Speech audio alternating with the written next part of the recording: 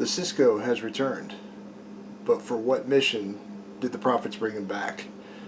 That's what we're going to talk about today. Let's get into it.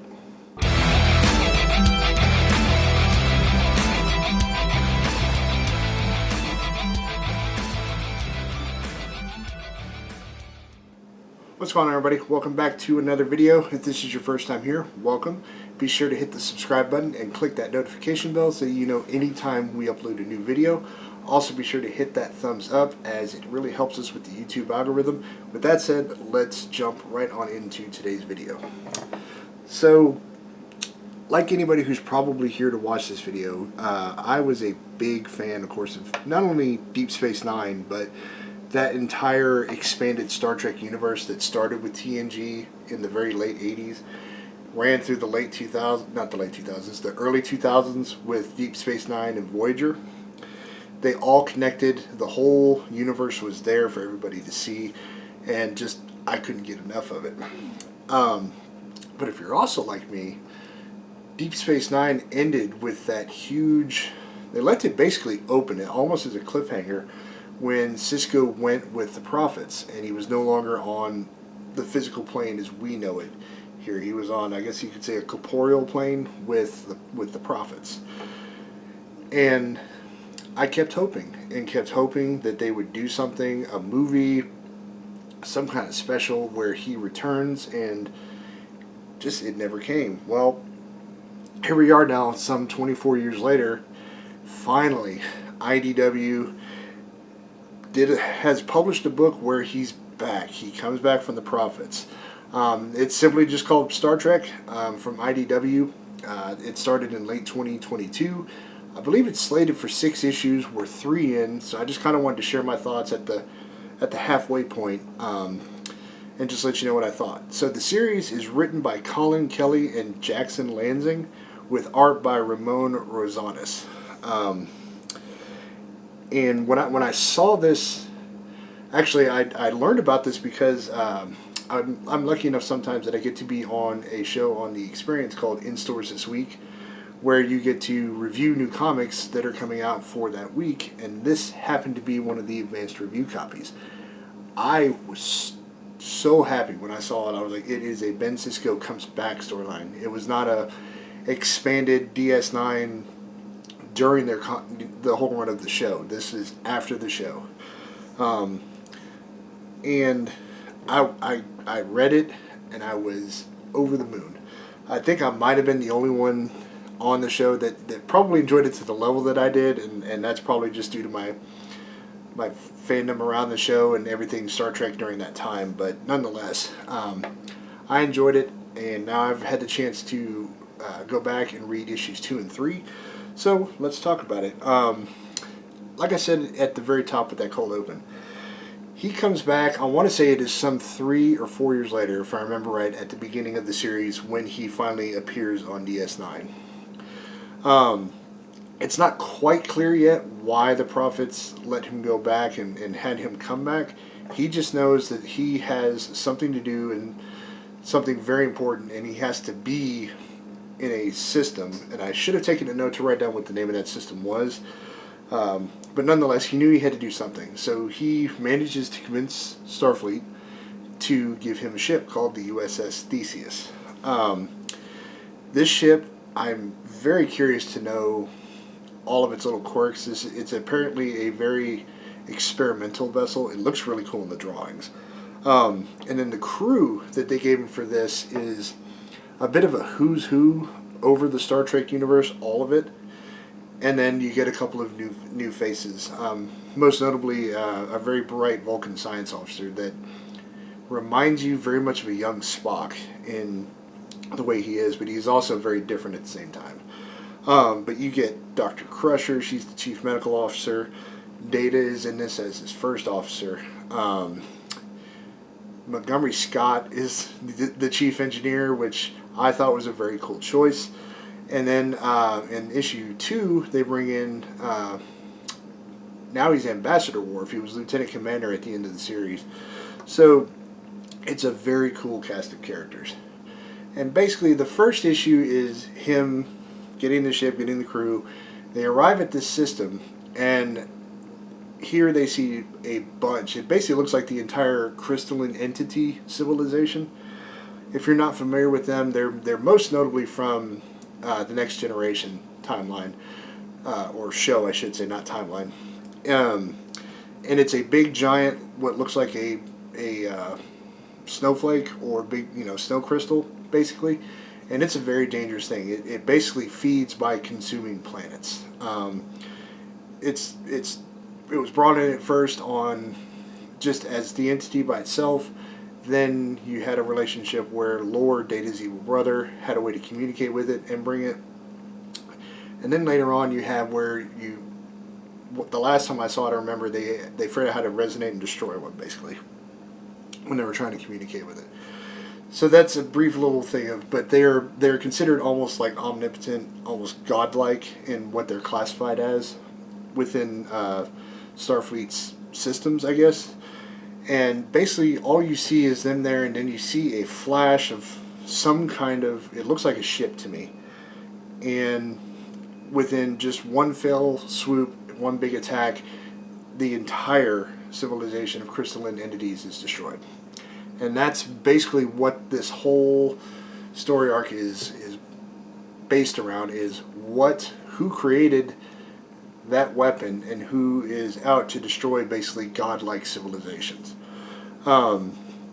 Issue 2 was probably one of the most interesting ones yet, because of the fact that they go to Kronos, you get Worf. They're basically trying to get permission to visit this restricted planet called, let me get my notes here real quick, it is called Sarkadesh. And apparently this is a planet that has beings that are just creators of life or whatever in the universe. They're basically omnipotent and almost godlike. You find out that in the current Klingon civilization, they had managed to clone Emperor Kahless, who was a huge, kind of part of their mythos, huge stories and whatnot, and he is basically now emperor for the Klingon Empire, and he basically has control even over the council for the most part. And they basically go to ask for permission to go to Sarkadesh, and he's very shady during this meeting. Ultimately, he tells them no, not a chance. And he has a smirk on his face when this is said in the book. So this to me is one of the mysteries surrounding, is like what maybe is his part in everything that's going on. Is he actually the emperor, or is it somebody? Another theory could be, is it somebody trying to impersonate him? Changeling, so to speak. And so yeah. And basically, the whole thing kind of ends with Sisko says screw it, and they go anyway. The only thing that they, for the most part, learn is that whomever it is threatened the people of Sarkadesh, that they would destroy their civilization if they didn't make them this weapon that could kill these civilizations. So whomever it is has these people afraid too. And then issue 3 brings in another classic character from all of Star Trek, and that is Q.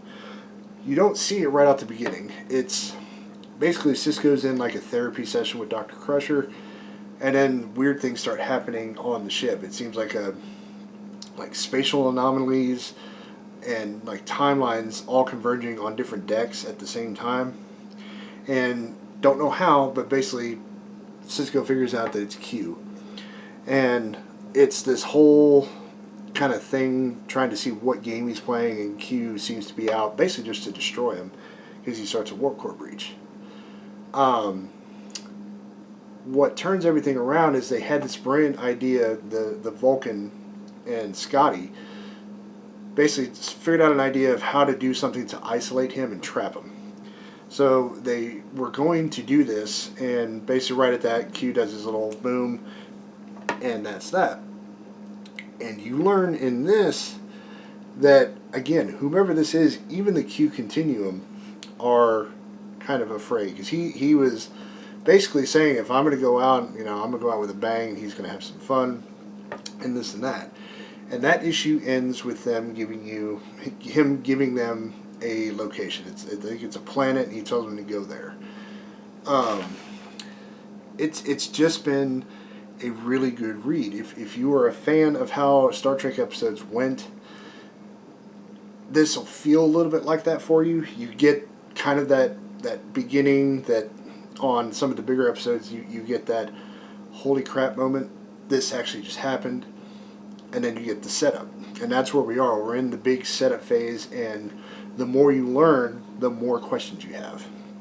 And I've always enjoyed that about the series, because if this is written like I hope it is, excuse me, everything will come around in these last 3 issues. We will get a big reveal, probably either next issue or issue 5, and then your resolution in the last issue. I'm here, and I am all for it. I always knew that if you did come back and do a Sisko Returns thing, it had to be something special, might not be the right word, but definitely something out of the box. Why would he come back to, our plane of existence? Why would they have him come back, essentially? And I thought that this was a really brilliant idea, and I really am not sure who is behind this weapon, who it could be. Could it be even, is it Kahless? Is it even Q or one of the Q themselves that's doing something like this? Who knows? But if you are a fan of Star Trek in general, but you were one of those people that really wanted to know what would happen if Ben Sisko came back, this is a storyline that you must read.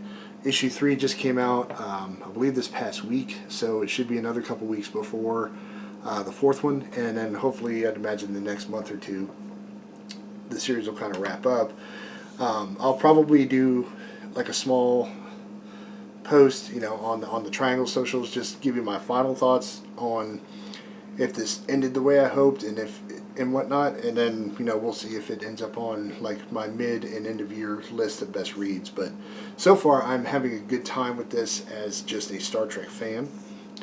And of course, you got the Picard, Star Trek Picard, the final season coming up, and I'm super excited for that, because that is the cast that made me fall in love with the Star Trek universe. So just a lot of good Star Trek stuff right now. It's kind of rekindled everything that I've had for that entire universe and what they built. So I'm probably going to start trying to check out more Star Trek comics specifically, just to see what they've got. I know that there's some stuff on the Mirror Universe, which is something I have always been fascinated with since that was introduced in Enterprise. And if you play the online video game, which I actually do, they have Mirror Universe stuff. So it's a very intriguing thing, and I probably will start there and with Next Generation stuff, since that's where I'm most familiar with, and just see what I think. If you have any suggestions, if you've read any of the Star Trek comics, leave me a comment. Let me know a run, 1 through whatever, or 2 through, 4 through, and let me know so that I can go be sure to look these up, try to get a hold of a trade, and just see what I think in general, because, like I said, I love Star Trek, and it's going to be fun trying to see what this comic universe is like versus what I've seen in movies and TV shows and video games. So, with that said, I'm going to get out of your hair. Please be sure to have a great rest of your week. As always, stay safe, stay healthy. I will catch you next time. Later, everyone.